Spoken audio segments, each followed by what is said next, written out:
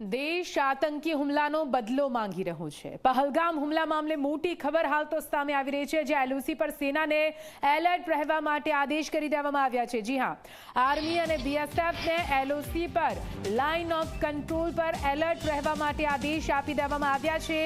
જે રીતે પહલગામમાં હુમલો કરવામાં આવ્યો તે બાદ ઘૂસણખોરી કરતા આતંકીઓને પણ ઝડપી પાડવામાં આવ્યા છે। તે બાદ આ મોટી ખબર સામે આવી રહી છે। આર્મી અને બીએસએફને એલઓસી પર એલર્ટ રહેવા માટે આદેશ આપવામાં આવ્યા છે।